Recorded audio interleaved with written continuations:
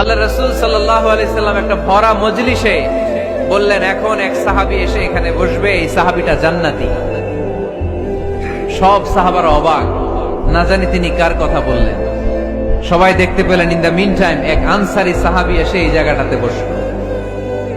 তার কয়েকদিন পরে আরেকটা ভরা মজলিসে আল্লাহ রাসূল বললেন, এখন এই মাত্র এক সাহাবী এসে এখানে বসবে, এই সাহাবীটা জান্নাতি। ঠিক ওই দিনও ওই আনসারী সাহাবীটা এসে ওইখানে বসেছে। আবার কয়েকদিন পরে আল্লাহ রাসূল সাল্লাল্লাহু আলাইহি ওয়াসাল্লাম বললেন, এই মুহূর্তে এই মজলিসে এমন এক সাহাবী ঢুকবে, এই সাহাবীটা জান্নাতি। সবাই খেয়াল করে দেখলো, ওই যে আনসারী সাহাবীর কথা রাসূল সাল্লাল্লাহু আলাইহি ওয়াসাল্লাম আগে বলেছিলেন, ওই সাহাবী এসে ইন দ্য মিন টাইম ওই জায়গায় বসেছে। চিল্লায় পড়েন সুবহানাল্লাহ। সব সাহাবীরা অবাক হয়ে গেলেন। ঘটনা কি?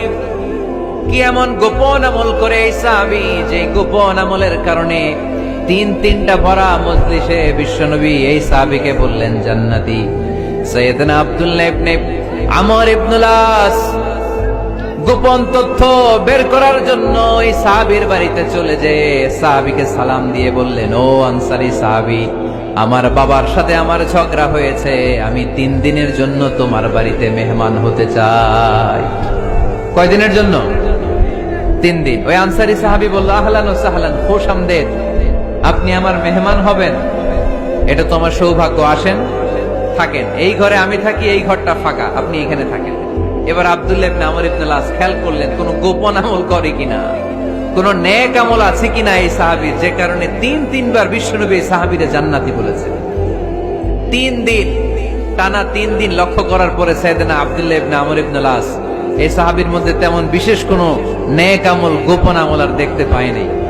3 দিন যখন শেষ, যাওয়ার পথে বলে, ভাই, আসলে আমার আব্বার সাথে আমার তেমন কোনো ঝগড়া টগড়া হয় নাই, ঝগড়া টগড়া কিছু না, আমি বিশেষ একটা কারণে এসেছি। 3বার বিশ্বনবী তোমাকে জান্নাতি বলে ঘোষণা করেছে, আমি দেখার জন্য এসেছি যে তুমি কি আমল করো। কিন্তু আমি তো বিশেষ কোনো আমল দেখলাম না। নামাজের সময় নামাজ পড়ো, তাহাজ্জুদের সময় তাহাজ্জুদ পড়ো, কোরআন তেলাওয়াতের সময় কোরআন তেলাওয়াত করো, আমি যা ইবাদত করি তাই তো করো, বরং আমার চেয়ে আরো কম করো। কি এমন তোমার আমল যে আমলের কারণে বিশ্বনবী তোমারে জান্নাতি বলেছে? সাহাবীটাকে বলে, আব্দুল্লাহ, আমার জীবনে বিশেষ কোনো আমল নাই, এমন কোন আমল আমি আমার জীবনে করি নাই যে আমলের কারণে বিশ্বনবী আমারে জান্নাতি বলে ঘোষণা দিতে পারে। তবে হ্যাঁ, এমন একটি আমল আছে, প্রতি রাতে ওই আমলটা করে আমি বিছানায় ঘুমাতে যাই। প্রতি রাতে এশার নামাজের পরে আমি যখন আমার বিছানায় ঘুমাতে যাই, আমি আমার অন্তরে কারো ব্যাপারে কোনো ঘৃণা, কোনো ক্ষোভ আমার অন্তরে পুষে রাখি না। সুবহানাল্লাহ পড়েন। কোনো ক্ষোভ, কোনো ঘৃণা, কোনো হিংসা, কারো ব্যাপারে অহংকার, জেলাসি, এগুলো অন্তরে নিয়ে আমি ঘুমাই না। আমি যখন ঘুমাতে যাই, আমি সবাইরে ক্ষমা করে দিয়ে, মাফ করে দিয়ে ঘুমাতে চলে যাই। হয়তো এই আমলটা আল্লাহ তাআলার কাছে অত্যন্ত প্রিয় হতে পারে, এই কারণেই হয়তো বিশ্বনবী আমাকে জান্নাতি বলে ঘোষণা করেছে। চিল্লায় পড়তে হবে আল্লাহু আকবার।